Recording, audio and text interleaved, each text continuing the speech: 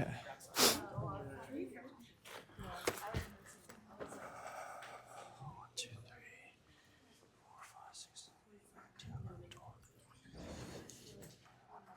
Sweet.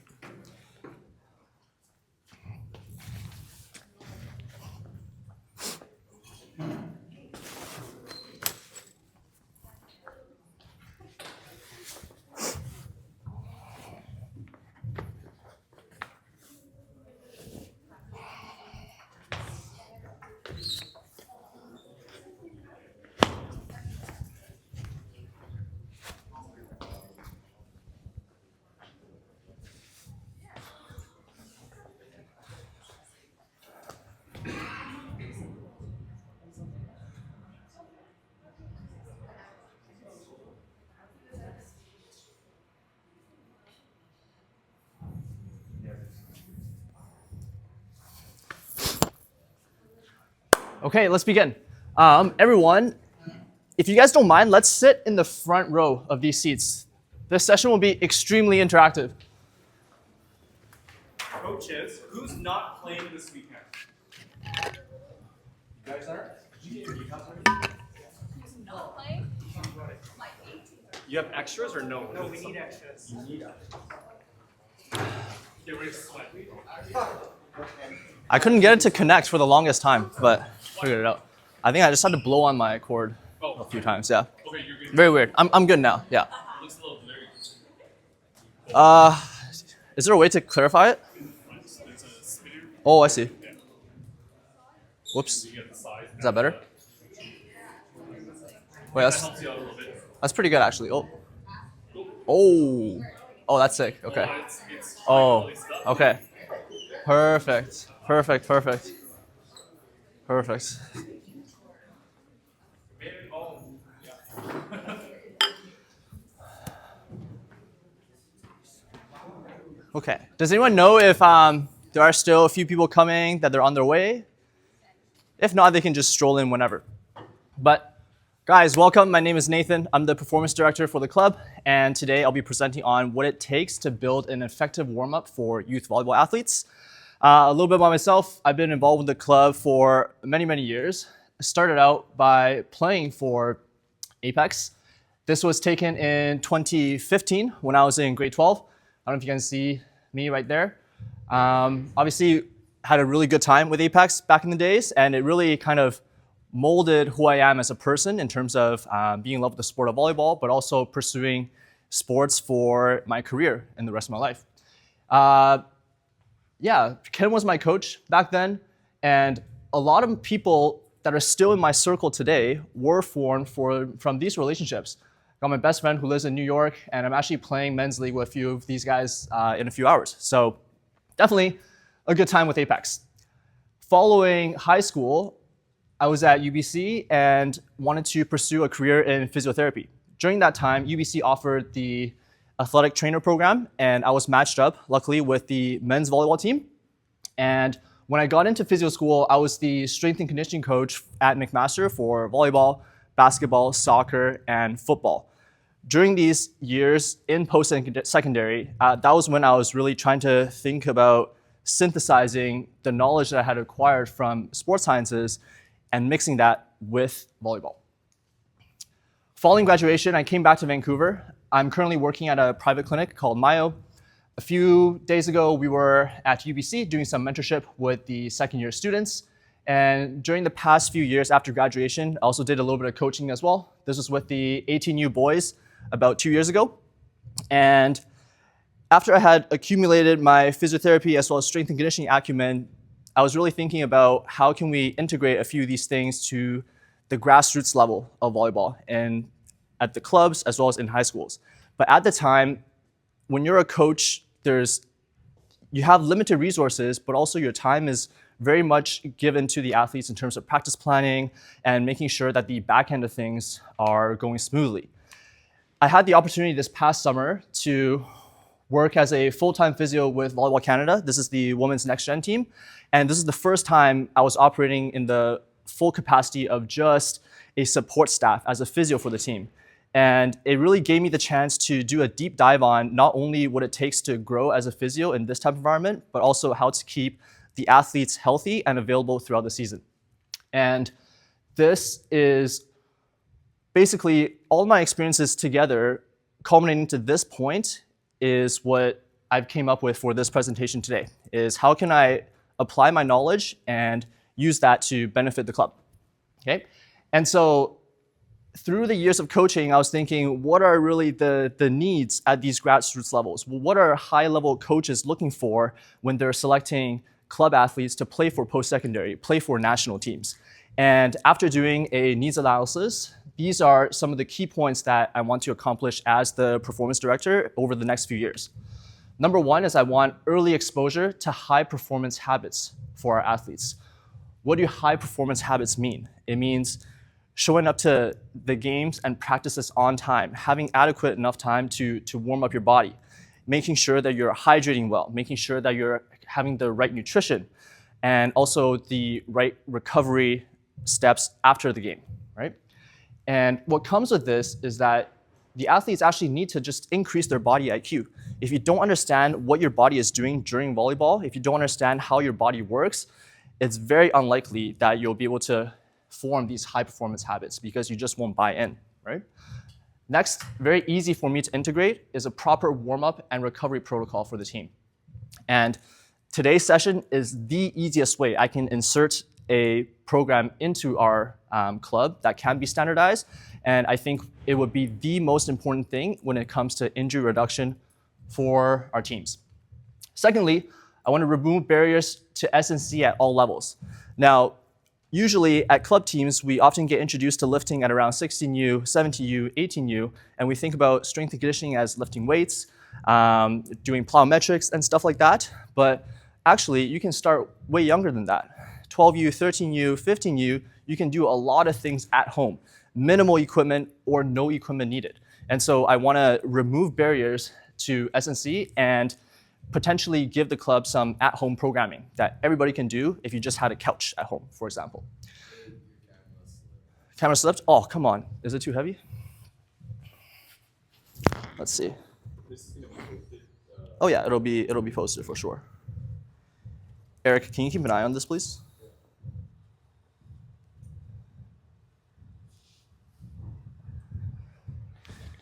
I made sure it charged because it did this at Moscrop as well, but okay, back on track. Thirdly, I would like to develop a return to play protocol for concussions, because concussions being one of the worst injuries you can have, but often it's missed because we can't see it, right? But damage to the brain, damage to the head, this is something that we need to take very seriously. And one of the things that I experienced as a coach in the years past was when players were hit in the head, there wasn't a clear pathway for the athlete to go into. And now, although it's impossible to do baseline testing for all of our athletes, but at least having a proper return to play protocol would be helpful to guide our coaches. And lastly, I want to improve access to trusted health professionals, such as physiotherapists, nutritionists, and even strength and conditioning coaches in the community, so then we can link our teams to trusted providers in the region. Okay. All right, going on into our agenda, this is what we will cover today. First, I want to go into why we should do a proper warm-up, the principles of what makes a good warm-up, and then we're going to go through the exercises where we're all going to try some of them together. And now there's no pressure. You guys don't have to participate if you don't want to. You guys can just observe, but I think getting the hands-on experience would be helpful for you guys to experience the movements and understand why we do certain things. We're going to do a whole run-through together after we get exposed to the exercises, just so we can understand the timing of the exercises and how I like to cue them. And lastly, we'll do a conclusion discussing the next steps after this. Okay, without further ado, why do we do a warm-up? And I pulled an article from by Ding and colleagues, The Effectiveness of Warm-Up Intervention Programs to Prevent Sports Injuries Among Children and Adolescents, a Systematic Review and Meta-Analysis. So this is a grade 1 evidence. And basically what they did was they compared a control group where the athletes did not warm up prior to their selected activity, such as volleyball or basketball, and they compared it to a group who did have an effective warm-up and the results were significant, where the group that did warm up had significantly less upper body and lower body injuries by the end of the study. And I always like to say, the best ability is availability for the team. When players are injured, it's the number one thing that limits their growth as well as the success for the team. So having a proper warm-up is a very key part in terms of the team's success. Okay? If you guys take away one thing today, this is the most important. Eric, I may need you to be my cameraman, low-key. How is this so loose? I don't think it's loose. I think it's the battery is like scuffed. This piece. Can't lock. Is that it, you think? It's just this. Like, this is just rotating with it. It's just falling off, right? Yeah. Maybe if I make it closer.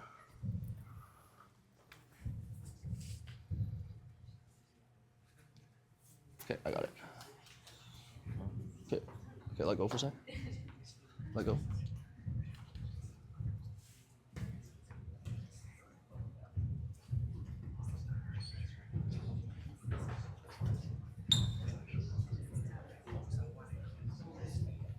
It's good enough. Timeout? Sorry? Is it a timeout? Nah, it's fine. I think it's fine. Okay.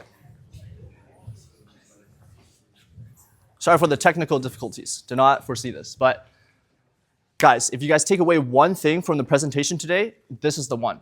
The RAMP protocol. Okay, R-A-M-P. It's an acronym for raise, activate, mobilize, and potentiate. R, raise. Are we raising the heart rate effectively, right? The question I often ask is, was I able to bring the athlete's heart rate to 50 to 70% of their max heart rate, right? And for the range between a 12U girl and an 18U boy is around 100 to 140. So by the end of the warm-up, they should have a good sweat going, and they should feel their heart beating. Why this is important is because it increases the body temperature. And for everybody that's taken physics before, whenever something is hot, whenever the temperature increases, it just works a lot better. And with that temperature increase, you're also going to get more blood flow towards your muscles, carrying oxygen, carrying nutrients. You're also going to get more joint lubrication, where the synovial fluid, which is kind of like the liquid that makes your joints move a little bit smoother, that's also going to flow better. A, activate. In the warm-up, did I activate the muscles I will be using? If I'm going to play volleyball and I didn't warm up my shoulder, that's no bueno, right? This really goes hand in hand with mobilize. Did I move my joints to the range that I will be using? If I warm up with just some quarter squats, but on defense I need to get down to this range, then you didn't really adequately warm up your knee to that range, and then it would increase your risk of injuring that muscle because it hasn't been in that range before when you were supposed to warm it up properly. Lastly, potentiate. This is more for the brain and your nervous system. Is my brain as well as my nervous system ready to react to the demands of my sport? And really, here we're talking about exposure to reaction drills, plyometrics, and also ballistics, so really quick movements. Okay? Again, guys, this is the most important thing. If you guys are designing a warm-up yourself, it doesn't have to be for volleyball, it can be for lacrosse, for hockey. Did you adequately ramp it up for the athletes? Okay? Next slide. And so here we have a timeline, right? From the moment the athletes arrive at the gym to when the first drill starts for the team. This is really what it should look like. An individual warm-up, a team dynamic, a partner ball warm-up, and maybe a game by the coaches. The first thing that we need to do is establish a team standard. And that team standard should be for the athletes to arrive 10 to 15 minutes early before practice. And what this time is important for is for the athletes to do their individual exercises. This could be physio exercises that they've been working on for rehabbing a certain body part. It can also be, for example, for defenders like liberos, doing some tossing, eye work drills with each other to really prepare their bodies and to respect the autonomy of each athlete and their individuality. Because different people have different needs. And this is the best time for the athlete to do so. Okay? So if we were, let's say we were locked out of the gym and we had like all of our equipment with us, like doing banded crab walks, doing like rotations and stuff like that, this is the perfect time. Is that clear? This is what we're covering today, a team dynamic warm-up. It should take around 10 to 15 minutes, and this is the easiest thing for the coach to control in our practice setting because everyone will be there together. And here is when we use the ramp protocol with our exercises. After the team dynamic warm-up, then we can go into partner ball warm-up, where we can work on our throws, warming up our shoulder, working on our ball contact work, maybe some partner peppering. And after this, it would be a good time if you guys are working on like block trips or something like that, it would be a good time to do so. And then when the coach's creativity can also shine through here, where you can play like a game, such as like two-touch tennis, okay? And this will only take around 2 to 5 minutes.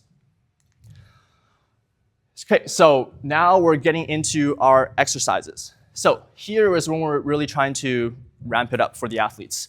Now, it doesn't have to occur in that same order. You don't have to raise your heart rate, then activate, then mobilize. Oftentimes, they'll occur simultaneously, okay? And so a lot of these exercises you guys haven't seen before. This is part A, where we're in a circle formation. And by the end of this, we're gonna move over to part B, but we'll go over each exercise individually and combine them all together at the end, okay? If you guys would like to participate, this would be a good time to find some space around, make a semicircle, step forward if you like, and I'll lead the exercise, you guys can follow, okay?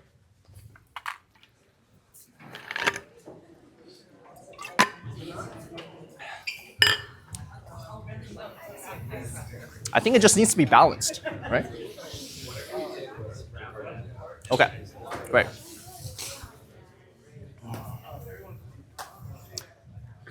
Guys, the mats are optional. Mats are optional, okay? I think the floors are pretty clean. We can get away with no mats, okay? Okay.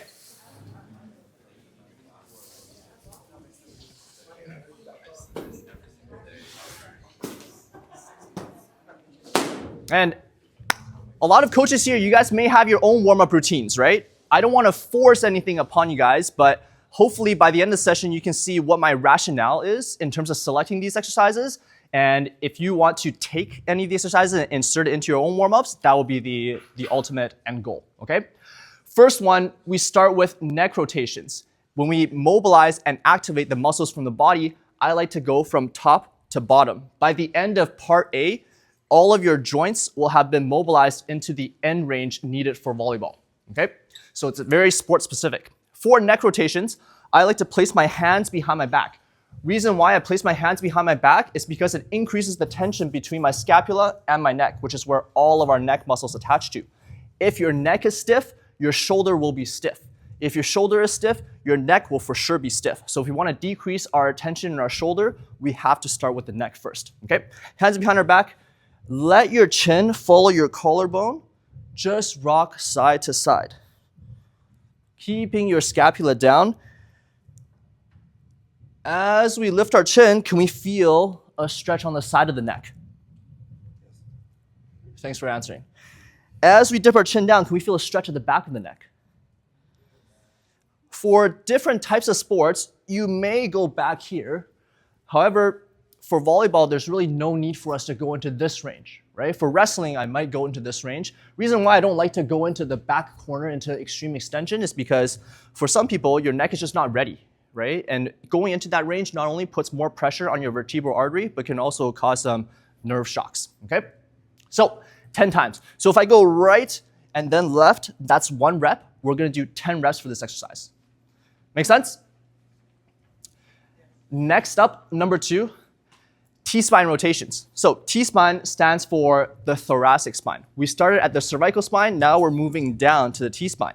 For this one, I just want to widen up my base. And for my front row people, try not to hit anyone, maybe stagger yourselves, because we're gonna need to be arm length apart. For this one here, my arms are staying nice and loose. Ooh, got some cracks in the back already. I'm just gonna click to the next slide, keep going. Reason why we want to mobilize through the spine is because here, I want you to think about relaxing the body, letting it be whippy, and creating hip to shoulder separation. Everybody look at the diagram. When I swing towards the right in a relaxed fashion, I'm taking my right shoulder away from my left hip as much as possible. So I don't want to do this, right? I don't want to turn my hips, go this way, that barely does anything. If anything, I want to keep my hips squared, and then I want to swing my arms. When I take it to the end range, it's like a quick contraction of the core that brings my body back. Here, we're opening up the anterior oblique sling, okay? And we're also taking our T-spine joints to their end range. Again, left to right, then right to left is 1 rep. We're going for 10. Next up, arm swing rotations. With some of my clients in the general population, I don't usually do this. I usually just go like up and down. I go side to side. But in volleyball, it's important to emphasize at a young age to create a whippy arm, right? In Volleyball Canada, a lot of things that we identify as how are some of these like Cuban teams, Dom rep teams, why are their arms so live? How is this so whippy?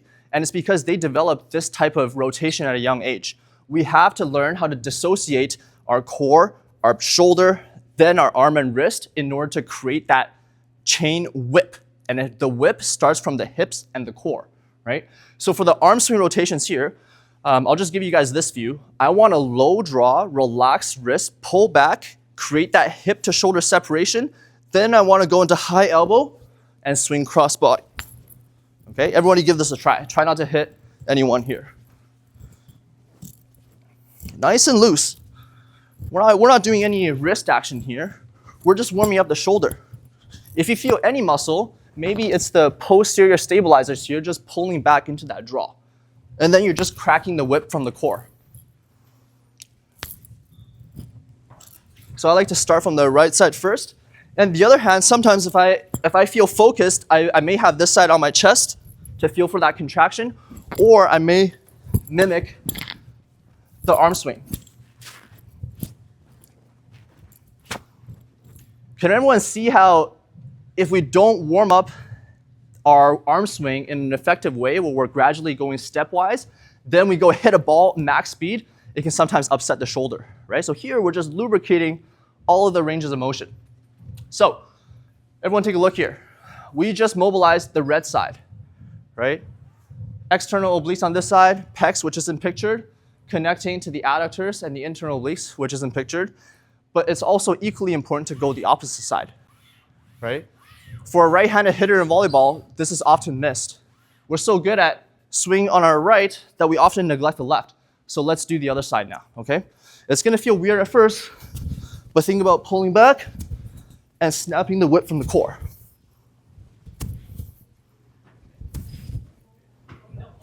If it feels weird, it's likely because you're not engaging through the core. Pull back and then crack that whip from your hip. Yeah? But I'll be back at 8. Just text or call me. No problem. I think we should be good. Make sense? Hey, looking pretty good. A lot of you guys are doing really heavy with the shoulder though. Common mistake that I see is like this, right? Like really hard with the shoulder, like this. But you're gonna have shoulder problems for sure, right? Try to create just more fluidity in the swing. Same on the left side. Create that fluidity from cracking the core from below. Make sense?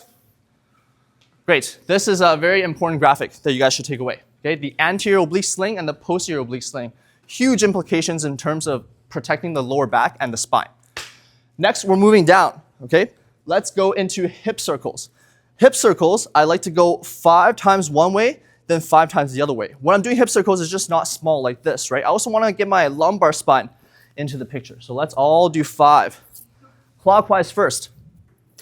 When you guys bring it to the side, feel that stretch. Bring it to the back, feel the stretch in the lower back. Same with the other side, and all the way back.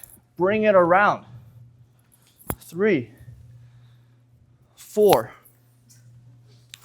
5. Yeah, a lot of the coaches in the other session said that they need this one on the daily. Let's go the other way now. 5 times the other way. Bring it around town. 2, 3, 4, 5. Who felt it in their lower back? A little bit? If you guys felt it in the lower back on that one, you're gonna love the next one. Flexed side bends. Watch me first. Widen up your base, toes point forward. I'm hugging my elbows, I'm letting my spine relax. From here, right now, my elbows are parallel with my body. I'm gonna get it to be perpendicular as I bring the same side elbow to the knee. Over here in this position, I wanna feel a big, big stretch in my lower back. Right to left to right. Let's give it a try. Can everyone feel this? Really good. Next time you guys go to a concert or a rave and you guys get really tired, this is the one, okay?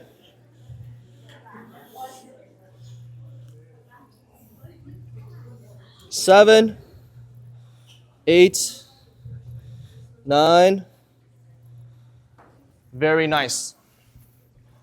Okay, so now does everyone's spine feel a little bit different, right? We mobilize the C-spine, the T-spine, and the L-spine, right? It should feel really good. You should feel like the blood is starting to flow, the fluid is starting to do its thing in the joints, and now we move to the lower body. Leg swings. Here we go. So my stance leg, I'm working on balance. My swing leg, I'm working on flexibility. My hips and shoulders, I try to stay squared as much as possible. Once I stick my leg, I just swing 10 times, forward and back. Big, big challenge for balance. Eyes on me for a second. As I swing back, I may get a little bit of external rotation in the hip. External rotation means I'm turning the hip out. This sometimes happens because the hip flexor is an internal rotator. So if we want to stretch this muscle, it's okay if we point the toes out to the side. But some of you may say, oh, what's the limit, right? Because I can see that the kids just swing all the way across. And a good rule of thumb is as you perform this, keep the shoulders squared. So it's okay if my hip opens up, as long as my shoulders stay squared. Why is this important? Anterior oblique chain. Look at this. Very, very important. Switch.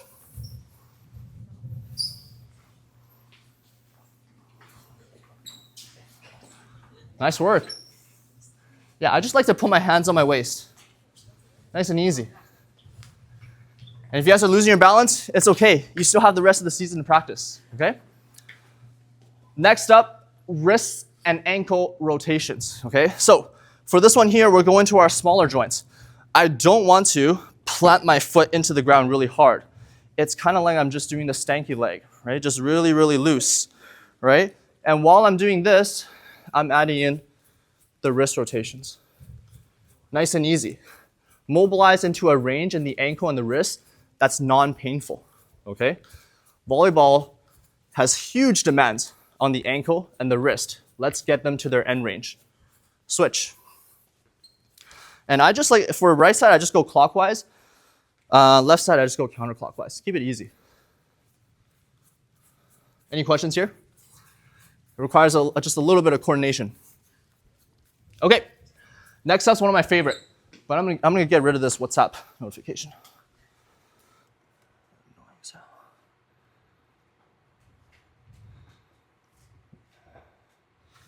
I don't know if that works, but corkscrews.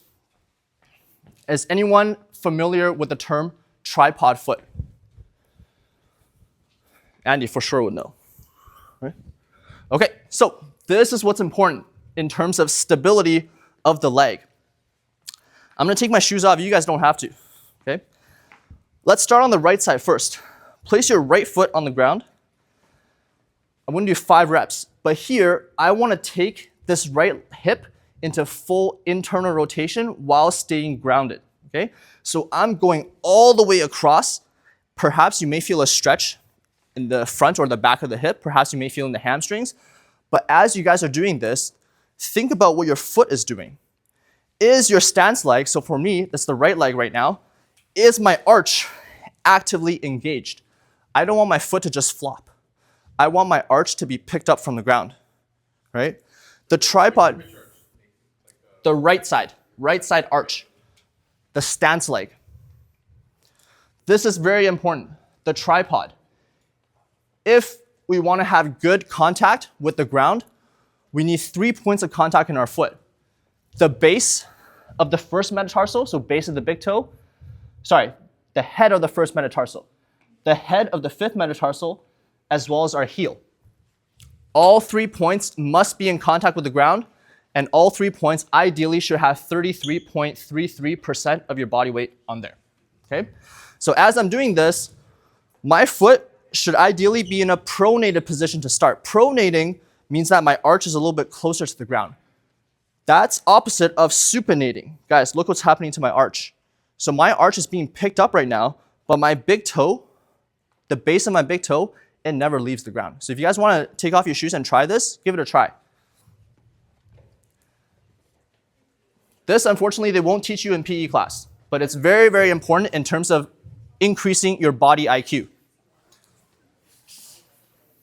You don't need a mat for this. You just go on the ground. Oh, okay. Well, having a mat, actually, you may not feel it as good as if you were still on the ground. Give this a try. This is actually a very important point. The sooner you guys get exposed to this type of knowledge, the better it is for your athletic career. How about your knee bend? Sometimes I feel like I want to bend my knee. Yeah, great question. You can totally bend your knees. It's okay too? Yeah, speaking of the knee is such a victim in a lot of sports. But a lot of times, knee pain happens because the culprit is the foot. If my foot has inadequate weight distribution between the big toe and the little toe, look what happens to my knee. If I'm about to land and my foot collapses, this is what we call a valgus knee. If you land single leg and it dips this way, ACL, MCL, medial meniscus, all gone, right? So it's very important that we engage the arch and have 3 points of contact with the foot. Make sense? Let's go for 5 reps. Turn and feel that stretch. 2. And now why is this specific movement important? If I was doing let's switch over to the left side. Left side is a little bit easier to understand. If I'm a right-handed attacker, actually it would be the right leg. And I'm on my penultimate step, stepping into my block step. Before I take off, look at this position. It kind of looks like our corkscrew, right? Maybe just not to the end range extreme, but it has to have internal rotation at the back hip. If I don't have good internal rotation in my back foot before I take off, my foot is just going to turn out, right? Because my hip can't go there. But if my foot can't go there and I'm pushing off this way, it leads to overuse of this muscle, vastus medialis obliquus, #1 contributor for knee pain on the medial side. Good. Did we all try 5 times for the left side? Awesome. Awesome. Okay. So now we kind of went head to toe, right? We covered everything in terms of rotation and mobilizing into the end range for the joints. Why I choose to rotate a lot of times rather than just going straight up and down is because whenever a joint has more than 2 degrees of freedom, for example, the wrist, I can flex, I can extend. I can ulnar deviate, I can radially deviate. Whenever a joint has that type of range of motion, it can always circumduct, which means rotate. So if we want to mobilize a joint to its end range, we have to rotate. Is that clear? Let's go into exercise number 9. Sorry, question? Yeah. The athlete experiences knee pain during that exercise. Which one? The corkscrew?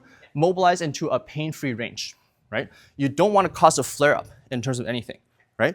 And it depends. It depends on where they're feeling the pain, right? But I would say that for all these exercises, you want to go within a pain-free range and you don't want to cause a flare-up after the exercise. Great. Sweet. Great question. Next up, 9 is split squats. We're going 10 each. For this one here, I'm going to stay in my railway tracks. I don't want to be too much in tandem over here. Okay? We can all do this one together. Let's go left foot back first. So in the forefoot, this is a perfect time for us to practice a tripod in the front. And the back now, it's not a tripod, it's a bipod. Right? Just because our heel is not off the floor doesn't mean that we're only on the big toe. We got to be equally distributed across that back foot. Okay? And here, I'm going 10 reps up and down. And the variation that I've selected for this exercise is a variation that has shoulder stacked on top of the back knee. Why is this range important? The split squat, there's many different variations, right?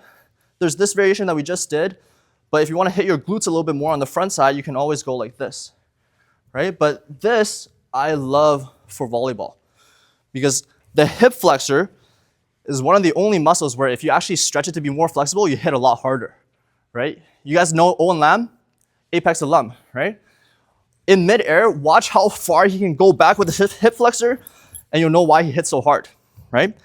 When we're in midair and we're pulling back in our approach, if nobody hits hard opening up like this, right? When your hip is flexed from tight sitting all day, nobody hits hard like this. You have to get back into this range. And oftentimes, that takes the hip of the athlete past 180 degrees, right? So we gotta learn how to adequately load into our hip flexor eccentrically, so as it's lengthening. And so that's the not so obvious reason why we do this. The obvious reason is because if we can get our quad to be long and strong, it reduces our jumper's knee pain. It's as simple as that. Very, very important exercise. If we haven't switched yet, let's switch to the other side. So you're trying to be over the lower knee. I just want you guys to be shoulders stacked on top of the knee for now, okay? Try not to arch the spine. Keep the core tight. Good question. And another one is, like, especially for our younger age groups, if we don't have good hip strength yet, very common for the knee to dive in, right? Easy correction, and this point is very important. Easy correction is middle of the kneecap in line with the second toe. Okay, the midpoint of the foot is the second toe. So as long as you point the midline of the kneecap to the second toe, you're good. Right now, I think the floor is pretty clean. We're gonna lie on our backs now. So if you wanna grab a mat, feel free to do so, okay? I will likely grab one.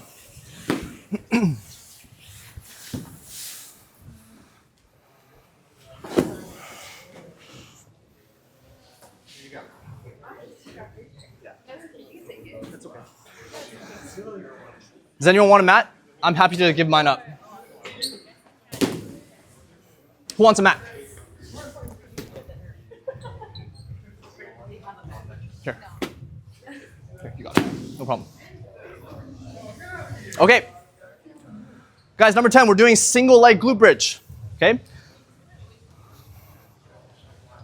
Okay, this exercise, we're training the biggest muscle in the body, right? Gluteus maximus. Okay, and we're doing single leg because we get that hip stability component, and we hit the side of the glutes as well. When I'm doing my glute bridge, okay, listen up. When I'm doing the glute bridge, I want my elbows to be driven into the ground. Okay, reason why I want my elbows to drive is because of the posterior oblique sling. Let me go back a slide. This is the back of my body. If I'm doing a single leg hip movement and I want to engage the biggest muscle, the glute max, it's very, very favorable for us to also engage the opposite lat. Imagine yourself having an X-Men logo on the front and on the back. If you want good engagement through the glutes, you gotta drive this. If you want a good engagement through here, you have to activate the lats. So by having both elbows down, you can activate the back more effectively. Okay, watch me first. I'm gonna do the left side. So I'm driving both elbows down, but really it's my right elbow that's doing most of the work. Keeping my hips level, I'm just gonna pump up towards the sky and back down. Knee can be straight if you want, if you have the flexibility, but slightly bent is also okay. Let's try 10 reps on this left side here. Here we go. Younger athletes who don't know how to control their core effectively, they might just bend too much in the spine. If you bend in the spine though, you won't feel it as much in the glutes. Give this a try. Keep your core tight. Drive through the heels. Wow, guys in the back there are very resourceful with the table. Love it. Hopefully that's cleaner than the floor. Who feels it in their butt? Wonderful. Who feels it in their quads? Anybody? Quad. Come on over here, bro. What's your name again? I coached you last year, right? Keegan, get over here. Okay, let's take a look at your single leg glute bridge. Keegan, come over here, please. Perfect example. Nice work. So let's have this leg up. Keegan, do you mind doing this leg so the audience can see? Keegan, where do you feel it the most? Right now it's in my thighs. In the thighs, right? In the front. Excellent awareness. Okay, come on back down. Reason why Keegan may feel it in the front of the thighs could be due to his heel placement. Now, Keegan, I'm gonna switch it up a little bit. What if you came out all the way over here? Okay, give that another try. Where do you feel it now? Major hamstring bridge, right? What if I took his knee to about 70 degrees? Okay, try again. Now I feel more glute. In the glute, right? Guys, there's a sweet spot to this exercise. Around, for me, I find that 70 degrees, I find the most success in terms of engaging through the glute. Too much back here. Try again, Keegan.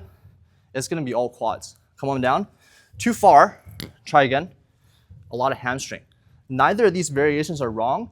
It just depends on what we're trying to hit with the exercise. And for this exercise, we're working on the biggest muscle in the body, gluteus maximus. Okay, so good way for us to engage that muscle is 70 degrees through the knee bend, driving through the heel as well as your opposite lat. Okay, give it another try. Guys, switch sides, see if you can play around with the angle. Good to go. Thank you so much.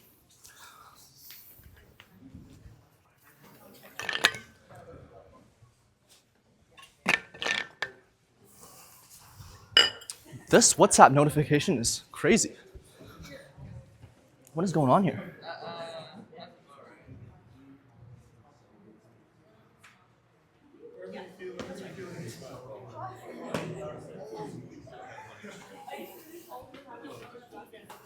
Great work. Great work. Is anyone sweating yet? Or is it just me? I sweat really easily, right? Okay, now I kind of wish I had a mat. And if you guys aren't sweating yet, you're gonna start sweating now, okay? We're going into TYWOs, 10 reps each for 40 reps total, and then we're going to scat push-ups, okay? T's. Why is T's important? Here, I'm going back, and I'm retracting my shoulder blades, squeezing my scapular retractors, my rhomboids, my low traps. Y's. I'm bringing my arms up over here, activating the number one overhead stability muscle, the lower traps. Then I'm going to W. W, I'm picking my sternum off the floor, engaging my erectors and all of my rotational components. And O's, we're really gonna burn it out, thumb to thumb. Thanks, Justine. Okay, I'm gonna do this with you guys. I go pretty fast though. I don't like to spend a lot of time because this is really tiring. You guys try to match my pace, okay? Here we go, let's go into T's. Eyes on me if you need a guide. But here, we really want to keep the spine neutral, keeping our chin down slightly. Okay, here we go. Pretend you guys have someone pulling your middle fingers as far away as possible. Now, chin down, let's go for 10. 1, 2, 3, 4. Keep going. 8, 9, 10. Straight into Y's. Thumb up, elbow straight. 1, 2, 3, 4, 5, 6, 7, 8, 9, 10. Keep breathing. W's. Pick up your chest off the floor as you draw back your elbows. 5, 6, 7, 8, 9, 10. O's, big O's, elbows straight, thumb to thumb.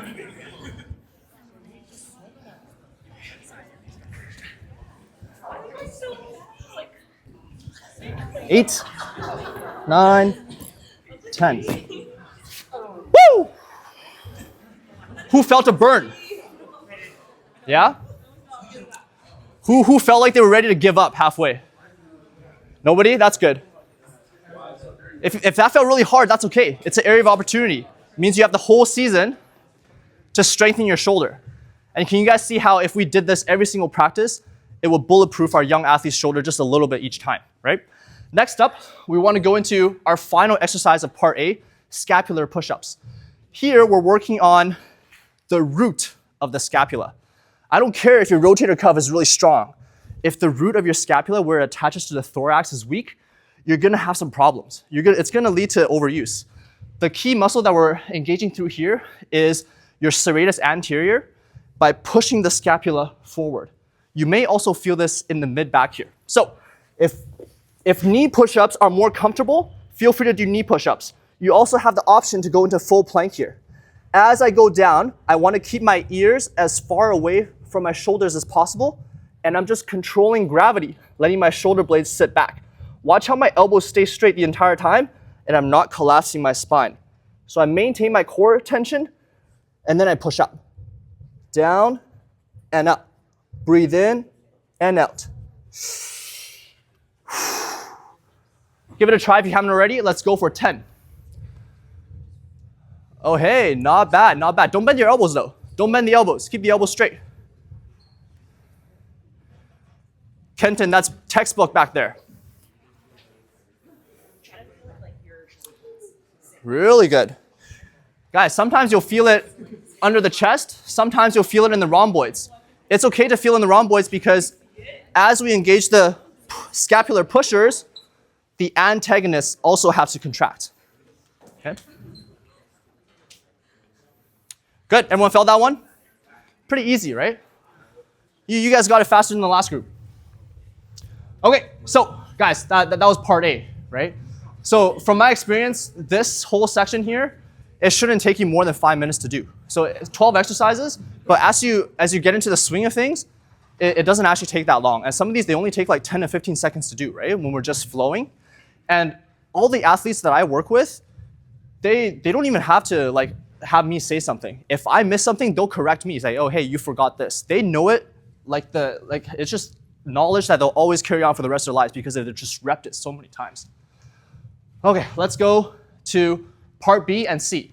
In terms of part B and C, we're switching our formation now. This is when the circle breaks off and we're at the end lines. Okay, so obviously it's gonna be a little bit more than 5 people, but if you only have 1 court in practice, this is what you'll do. The warm-up lead can stand over here. Sometimes I roam to the center court to demonstrate, right? And I'll demonstrate going sideways this way so both sides can see me. But athletes are gonna be on both sides over here. I've divvied up these exercises into A1, B1, A2, B2, and so on. Everybody performs exercise A towards the net, exercise B away from the net. Everybody stays in their own lanes. Is that clear? Great. Nobody should be weaving and crossing each other, right? Number 1, world's greatest stretch. Whoever came up with this stretch is actually pretty smart, right? It's a great movement sequence. I'm gonna put my shoes back on. We can do this one together, but watch me first. Everyone's heard of world's greatest stretch before? Yeah, very classic. Also like a few different variations, but this is how I do my sequencing, okay? So, if I wanna start on the right side first, I pick up my right knee, let's get into full hip flexion. And then I go into a long lunge. When I lunge out, my back heel stays pointing back, my knee stays straight. I should feel a stretch in the hip flexor. I place my same side elbow, my right elbow on my knee, and I reach up towards the sky. Okay, as I reach up, common mistakes that people fall over. Their heel drops to the floor. But I want to create that tension. Keep the heel pointed backwards, reach up towards the sky, left arm or left hand to ground, right elbow to ankle. If you're more flexible, feel free to feed the hand through, thread the needle. If you're not flexible yet, try doing this for a season and see how far you can get your elbow to the ground at the end of the season, okay? After we get here, right hand to the sky, breathe in. One more time. After 2 reps, I just go to the other side now. I'm gonna demonstrate in this direction. Okay, long lunge, back knee straight. Left elbow on knee, right hand to the sky, right hand to the ground, left elbow to left ankle, keeping the back knee straight. Left hand to sky, breathe in, elbow down, breathe out, reach up. Nice work. And then I just will flow to the other side. From my experience, when we're doing part A, it should take about 2 stretches on each side to reach the net. So it's 2 reps per side for 4 reps total, right? On the way back, so we're at the net now, right? We're doing floor sweeps. Such a classic volleyball warm-up technique. But a lot of people, they don't use it to their maximum potential. Floor sweeps, easy, right? We just stretch out the hamstring. But in my opinion, it's much more than that. This position is often used in physiotherapy for many different reasons. It puts our nerves on maximum stretch, from our brainstem all the way to the tips of our toes. This is actually a nerve tension test for us when we're seated. So I think that this is the perfect opportunity for us to floss all the nerves in our body, not only down to the toes, but into our fingertips as well. If you feel a stretch in your mid-back, if you feel a stretch into your calves and hamstring, yes, you're stretching your hamstrings and your calves, but you're very, very likely stretching your nerves as well, okay? So for this exercise, I'm just letting my head relax. Heel out, front leg straight, sweep, sweep, sweep. I take a few steps, sweep, sweep, sweep. Does everyone feel a stretch? Does anyone feel any numbness or tingling? A little bit, right? Very, very common. Perfect opportunity to mobilize the nerves. Very easy though, right? We've all done this before in classic volleyball stretches, but I think there's little nuances that really push our body IQ to the next level. Okay. Now we're at the end line again. Let's go A2, lateral lunge. I'm gonna pretend that this is the end line and I'm facing towards the net. Okay, lateral lunge here. I wanna go a big step to the side, wide base, and I go, so if I had flashlights, I'll actually demonstrate this way. If I had flashlights on my shoulders, flashlights on my hips, I need all four to point forward at the same time, okay? When I go into a lateral lunge, it's not only a knee bend, but it's also a hinge back. I don't wanna see this, okay? Don't go too far. Right now, I also don't wanna see this, okay? I wanna see if you can stay disciplined, shoulders, hips squared, get into a deep lunge, feel that mobilization through the hips, and a stretch in the adductors here. And then I go shift to the other side. And now here, I need a little bit more power from my glutes. I'm pushing so that my right foot weaves behind my left. Watch this. Weave, side bend, lateral stretch. Okay? So I'll face this way again. So let's say I was here and I'm going towards the net. Now in this position, you can just stand up and turn and do the other side, but I'm lazy. I'm here and I just do a ballerina turn straight into the other side.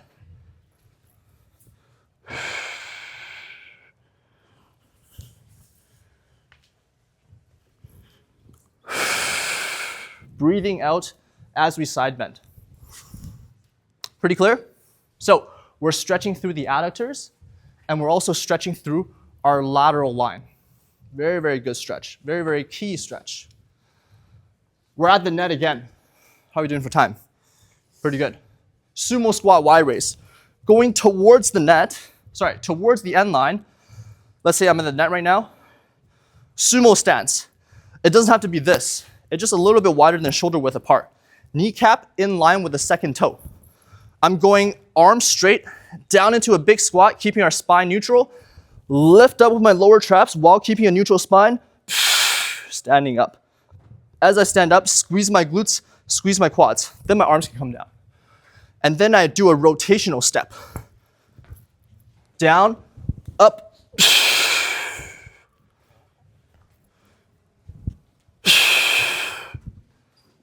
Common mistake that I see here. Okay, your spine is neutral when you're down here, but as you lift your arms, this starts happening. Or you go like this, right? It means you're tight in the back.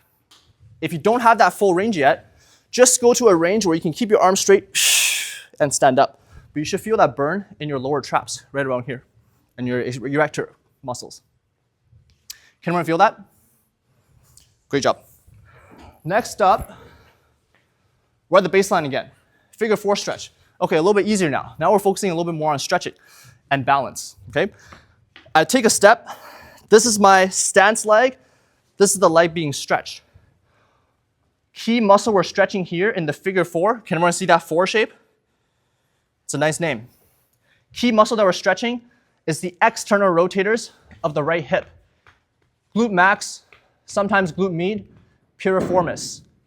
All these muscles contribute to sciatica. Right? If you sit for a long time, these are going to be tight and asleep for sure. The gold standard for this stretch, I'll just take a few steps and stretch the other side, is that we want to get our shin parallel with the ground over here. So I can push down with my elbow, I can push down with my hand, and I want to stay balanced. That's the gold standard. Nathan, when you're on your right leg like that, which side are you stretching? The left side. Okay, so the opposite of the leg. Yes, exactly. Yeah, good question. Some athletes are really flexible. I work with a lot of, like in volleyball, to be successful, you have to be kind of flexible, right? So a lot of people, they can take it past the parallel like this, but you just have to be careful. See, I'm losing my balance here, even just attempting it. Are your hips still squared, right? Like I can go like this. Actually, that's a pretty good stretch, but let's stay disciplined. Let's keep it here and keep our hips squared to the front, okay? Nice and simple. Now we're at the net again. On the way back, quad stretch RDL. Like I said, I sweat very easily, okay? So going back towards the end line, I go into a quad stretch here, hand up, stretch to parallel with the ground, then I just come back up. And I'll take a few steps forward, other side.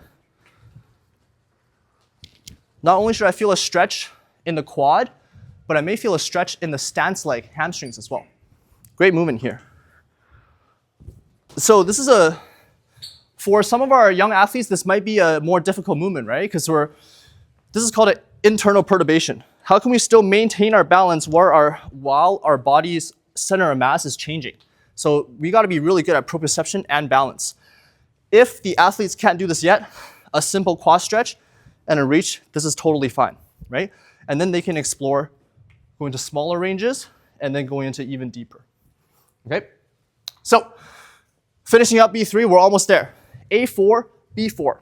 I'm going towards the neck or the net, toe walk, posterior shoulder stretch. So we hit 2 birds with 1 stone here. Get up onto your toes, everybody follow this, and we're pulling our rotator cuff across.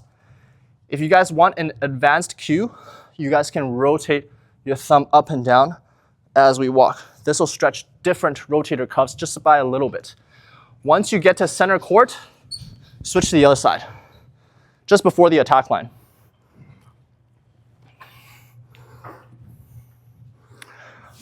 Now we're at the net. We're going back towards the baseline. Get onto our heels. Here, we're activating the muscle tibialis anterior. This muscle we can do a more deep dive on this for days, right? This muscle is important because it allows us to decelerate our step as we slow down, especially during our penultimate step, during our approach, right? If this muscle isn't adequately activated or it doesn't have good strength, my foot is just gonna flop like this. So I'm here, flop. No stability, no good. Derrick Rose, right? Non-contact injury. Flopped his foot, knee is gone, right? So we have to make sure that these muscles are nice and warm. One of the first lines of defense for our knees, okay? Toes up towards the sky, get into a lockout position. I'm hitting 2 birds with 1 stone, stretching out the triceps. I like high elbow in this variation because it stretches the most important one, long head of the triceps. If the long head of the triceps is tight, there's no way you can have a high elbow when you swing. If you can't get a high elbow when you swing, very, very hard to get on top of the ball. Make sense? That's it for part B. Let's have some fun. Who needs some water? I'm sweating bullets. Yeah, question. Between part A and part B, Yeah. we had to cut down time short. Which exercises are more like to you or more important than others? If you want to cut it down, if you want to cut down your goal. Okay, I would ask, what's the biggest reason for cutting it down? Time. Time? Okay. Like I say, you were at a tournament and then runs late. Yeah, totally. We're So gonna start the game in 15 minutes. Like, what would you do? Okay, What's the most important so- part A and part B? So I would say that this needs to happen before the on-court portion of the game, right? So if you need to cut it down, if you really need to, I would do part A first, because at least you mobilize everything, right? Then the ball warm-up, you can kind of get into more potentiating and activating different muscles. But in my opinion, if you have the time, try to do everything. Try to do everything. Yeah, from A, B, and C, if you can, okay? But it really comes with, if you're really short on time, this still needs to happen, right? Before the game. I think the most important thing is establishing the team standard, that no matter before we play, no matter the scenario, we have to warm up, right? But if you really had to cut it down, do part A first, okay? Part A first, and then on court, if you have time, You'd do rather part. keep all of part A than cut down bits of B. Like, what if you want to take bits of A, bits of B, just to get a more well-rounded, like warm-up? Wouldn't you want to take a bit of part A, a bit of part B, and then whatever C is coming up? Could you maybe reach out to me directly? Then we can kind of talk about different things based on your team's timing. Because I think, No, we haven't started yet. I'm just taking a hypothetical. I'm just For saying, sure. Like, just in case it comes up. I'm sure other teams will run into For sure. Yeah. Then potentially you can kind of have like a different rollout plan where you start introducing with part A first, just so everyone gets used to the movements and you can layer things on, especially for the younger age groups. And we'll cover this in the conclusion as well, as some of the limitations there. But yeah, I think this routine is best done in its entirety. But again, the biggest thing to take away is, did you adequately ramp it up for the athletes, right? Were all their joints, all their muscles used to the ranges that they need in volleyball? And was your heart rate raised? Does that answer your question? Yeah. Okay, thanks. That's a hard question, but I like it, making me think. Okay. All right, so we finished part B. Everyone got their water? I'm a little parched. I need some water next. We're part C now. Okay, part C here is when we potentiate. Okay, when we add in a little bit more plyometrics, we prepare the body for impact and for jumping. Here, we got C 1, 2, 3, 4, 5, 6, all at the baseline. Okay, and we're gonna go to the net and back again. But these are more individual exercises. First one, very easy. It should take you about 10 to 15 seconds to do. It's your stationary snap downs. Has anyone done a snap down before?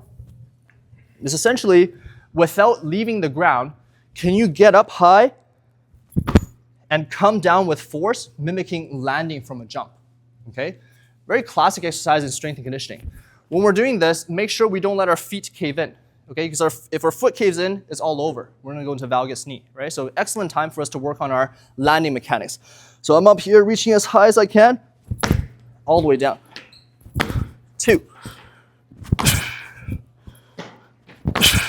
Just 4 times, right? After C1, we're going to C2, pogo jumps, higher every 3rd jump. Here I'm preparing my Achilles tendon.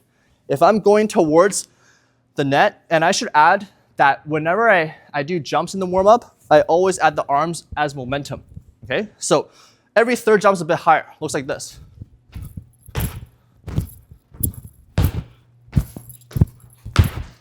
Okay, all the way towards the net and back. C, high skips. Nice, looking good. We're gonna run through all of this in a bit, okay? High skips, just drive the knee high. Right? Going to the net and back.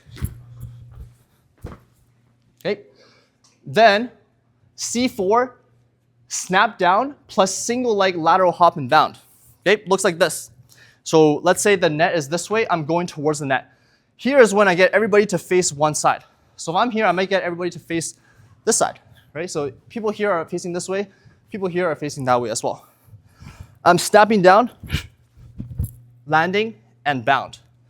When you're training, as well as when you're working in the athletic environment, this type of landing should spark something in you. It's a very, very athletic move to either go from the front and sticking the landing here, or going to the side and sticking this landing. It's a very, very athletic move that volleyball players should be exposed to, okay? So if you have room beside you, give this a little bit of a try, okay? So we're here, snap down into a single leg, and quickly hop down to the other side. I'm also emphasizing a slightly quicker ground contact time. We don't want to chill here for like 3 seconds and then go. Try to keep it under half a second. If we keep it under 0.25 seconds, it's mostly Achilles tendon. If we keep it above that, we get some quad tendon as well. Okay? Down, bound. Down, bound. Once I get to the net, nobody changes direction. Everybody's still facing the same way. Down, bound. Down, bound. Right? Make sense? Careful with the mat if it slips, okay? Okay, well, what does this mimic? Why are we doing this in the first place, right? It's how do we land on one leg and either quickly transition, or how do we land and go for a help block right away, okay? Let's go into the next one. Slightly harder, same concept. I'm snapping down, so we're back at the baseline again. Snap down, cover distance, and then bound, right? Now if I'm at the net, I cover distance, and I bound and I stick the landing, okay? Lateral shuffle hop and bound. This is a controlled environment, and this really mimics the block move where I have to hop. Oh shit, they didn't set the middle. I gotta go help, and then I gotta transition as the middle right away. And even though not all of our players are middles, this is just getting the players to be better movers, right? Getting them to understand what it takes to land single leg and then transition into another movement right away. Does that make sense? Anyone want to try it now, or should we try it later? Later? Sounds good. And so this last one, C6, fast feet plus reaction, turn, and sprint, and then deceleration. Long name. Basically, what this means is I'm getting the players to start doing fast feet. And this is where the warm-up lead may take a bigger vocal role. So I'm going to say fast feet. Players on both sides start doing fast feet. Let's say this is the end. Obviously it's going to be a bit faster. But if this is the end line, and I say left, the players have to turn their hips towards their left as they're trying to take a negative step. So like this. But when they take that negative step with that turn, they're ready to push off and explode right away. So it's a sprint, right? And let's pretend like there's an imaginary attack line there.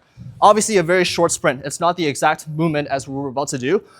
But if I'm here and I hear left, sprint, and I stop on a dime, straddling the attack line, okay? So if you get it wrong here, I say left and you turn right, and you see everyone else turn left, then you gotta react again. Okay, I gotta switch to turn the other way. It's how can your brain react to certain commands and also react to what you see and hear in the environment. Okay, preparing our nervous system for movement, thus potentiating the brain. Sound good? Question? Absolutely.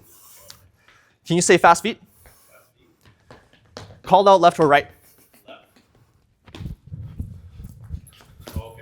Okay, so I actually made a mistake there. If I wasn't doing a slow-mo, I would just go here and then go right away. Oh, okay, right? Yeah, perfect. Does that make sense? Awesome. Okay, guys, let's take a short intermission. We're going to go into part 2. Thanks for your attention thus far. Okay, quick water if you guys need. I'm going to clear up some of the space over there.